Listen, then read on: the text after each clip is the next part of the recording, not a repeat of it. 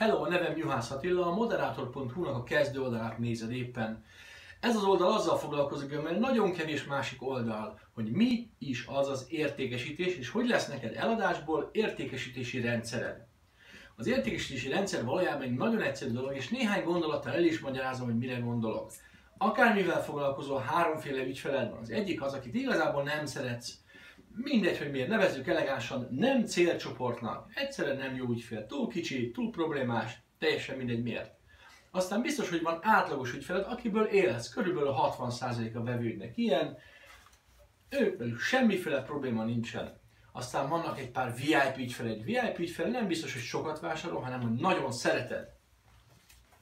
És mind a három csoportban háromféle szintű értékesítési szándék van. Az egyik az, hogy most éppen nem akar venni semmi olyat, amit te árulsz. A jövőben lehet, hogy igen, csak most éppen nem tudsz neki eladni. A második az, akinek már van problémája, hogy nyomja a szög az oldalát, valamit lehetne tenni, csak fogalma sincs, hogy te vagy rá a megoldás.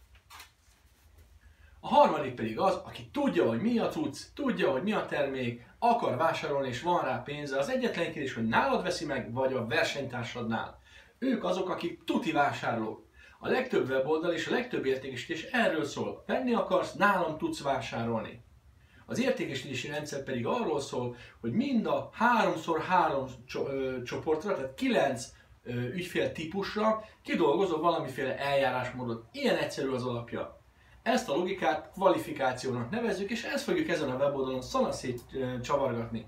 Hogy lehet megcsinálni, milyen módszerek vannak, mire tudod használni, és hogy egyáltalán hogy csinálj több jó vevőt. Tarts velem, sok sikert!